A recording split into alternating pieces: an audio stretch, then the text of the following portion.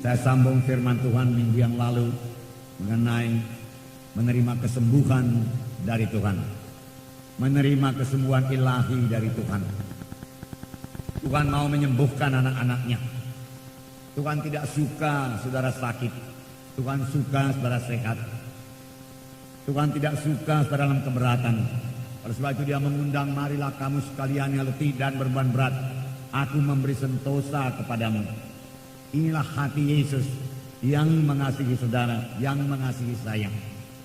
Berkali-kali firman Tuhan berkata, ketika melihat orang banyak yang keberatan, yang sakit, firman Tuhan berkata, tergeraklah hati Yesus oleh belas kasihan. Dalam Markus 1 ayat 40 dan 41-42. Markus 1 mulai 40, seorang yang sakit kusta datang kepada Yesus dan sambil berlutut di hadapannya, ia memohon bantuannya, katanya, kalau engkau mau, engkau dapat mentahirkan aku. Maka tergeraklah hatinya oleh belas kasihan. Lalu ia mengulurkan tangannya, menjamah orang itu dan berkata kepadanya, aku mau, jadilah engkau tahir. Seketika itu juga lenyaplah penyakit kusta orang itu dan ia menjadi tahir. Orang yang sakit kusta datang kepada Tuhan Yesus dan berseru kepada Tuhan Yesus, kalau engkau mau, engkau sanggup menyembuhkan aku. Dia tidak bimbang akan kesanggupan Tuhan Yesus. Banyak orang seperti ini. Dia tidak meragukan kesanggupan Tuhan Yesus. Bahkan mereka kata Tuhan Yesus sanggup berbuat apa saja. Hanya yang dia ragukan, dia bimbangkan, apakah Tuhan mau memperhatikan saya? Apakah Tuhan mau menyembuhkan saya? Oleh sebab itu orang kusta ini berkata, kalau engkau mau, engkau sanggup menyembuhkan aku. Seketika itu juga lenyaplah penyakit kusta orang itu. Tuhan Yesus bahkan melanggar adat istiadat orang Yahudi. Orang Yahudi larang bersinggungan pun dengan orang sakit kusta. Oleh sebab itu pada waktu itu tempat orang sakit kusta tertentu di luar kota. Tetapi Yesus mengulurkan tangannya, dia sengaja menjamah orang yang sakit kusta itu. Dan dia berkata, aku mau, hatiku tergerak oleh belas kasihan. Aku tidak suka engkau sakit. Penyakit kusta ini bukan daripadaku. Penyakit kusta ini daripada setan. Aku mau engkau sembuh. Jadilah engkau sembuh. Seketika itu juga sembuhlah dia daripada penyakit kustanya. Puji Tuhan. Berkali-kali dikatakan dalam Alkitab, ketika seorang buta datang kepada Tuhan Yesus, firman Tuhan juga berkata, hati Yesus tergerak oleh belas kasihan. Ketika Yesus mengajar dan dia melihat orang banyak itu, firman Tuhan berkata, hatinya tergerak oleh belas kasihan. Mereka lelah seperti domba yang tidak bergembala, hati Yesus tergerak oleh belas kasihan. Melihat orang yang lapar, hati Yesus tergerak oleh belas kasihan. Menjelang malam dibawalah kepada Yesus beberapa banyak orang yang buruk keadaannya. Lalu Yesus menyembuhkan semuanya. Tidak ada dikecualikan oleh Tuhan Yesus. Semua orang bisa disembuhkan Tuhan Yesus. Semua penyakit bisa disembuhkan Tuhan Yesus. Pada waktu Tuhan Yesus memperkenalkan dirinya pertama kali kepada bangsa pilihannya, suatu bangsa pilihannya keluar dari tanah Mesir, Tuhan berkata, akulah Jehovah Rapha. Akulah Tuhan yang menyembuhkan engkau. Akulah Tuhan yang berbelas kasihan. Jadi Yesus mau menyembuhkan saudara, karena Tuhan lebih dahulu berbelas kasihan kepada saudara. Saudara yang sakit, perhatikanlah hal ini. Jangan batasi kuasa Tuhan. Jangan katakan Tuhan tidak mau menyembuhkan saya.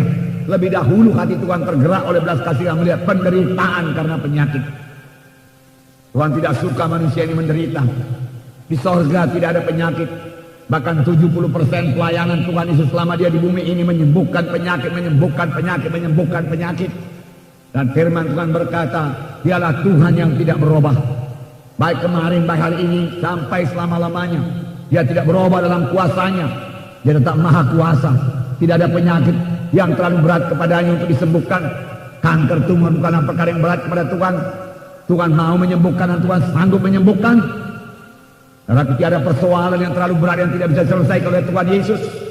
Maka itulah spesialisasinya menyelesaikan semua persoalan-persoalan dan memberikan kelegaan, memberikan damai sejahtera dalam hati kita. Kuasa Tuhan belum berubah. Pandang kepada Tuhan Yesus.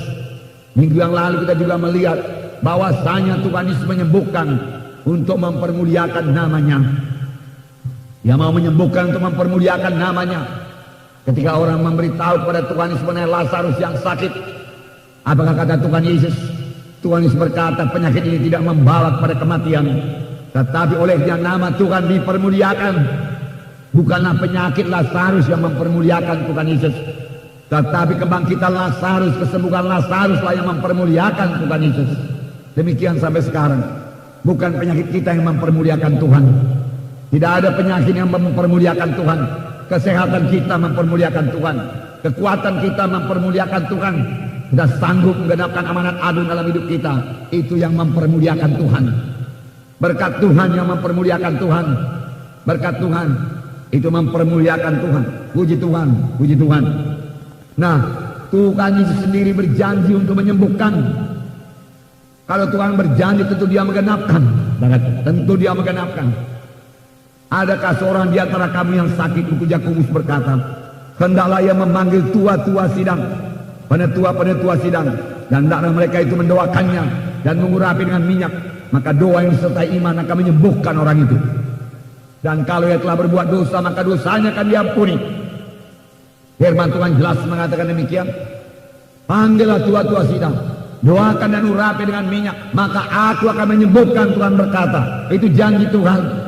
Sayang banyak sekali gereja melalaikannya. Banyak orang-orang sakit. Terlebih pada akhir zaman ini, di mana dosa bertambah-tambah, pekerjaan setan bertambah-tambah, tentunya keberatan manusia bertambah-tambah, persoalan manusia bertambah-tambah, penyakit bertambah-tambah. Firman Tuhan lebih dahulu mengatakan pada akhir zaman akan terjadi untuk masa yang sukar. Ini sudah sampai pada akhir zaman akan terjadi masa yang sukar. Kesukaran akan bertambah-tambah, goncangan akan bertambah-tambah pada akhir zaman. Oleh sebab itu, siapakah pegangan kita, siapakah sandaran kita dalam hal ini, saudaraku? Tidak lain daripada Tuhan Yesus. Tuhan Yesus yang hidup, Tuhan Yesus yang berkuasa. Tuhan Yesus yang berkuasa melepaskan kita daripada segala keberatan. Dia ajaib adanya, perbuatannya ajaib. Dia akan memberikan hikmat kepada kita bagaimana kita bisa mengatasi semua persoalan-persoalan ini. Penyertaan Tuhan erat sekali hubungannya dengan hikmat daripada Tuhan untuk mengatasi semua problema-problema, persoalan-persoalan. Hati Tuhan sudah tergerak oleh belas kasihan. Puji Tuhan, saudaraku, puji Tuhan. Karena firman Tuhan berkata, damai-Ku kuberikan padamu, bukan seperti damai dunia ini, lebih daripada damai dunia ini. Kejahatan akan bertambah-tambah pada hari zaman. Mari kita bebas daripadanya, saudaraku. Mari kita bebas daripadanya.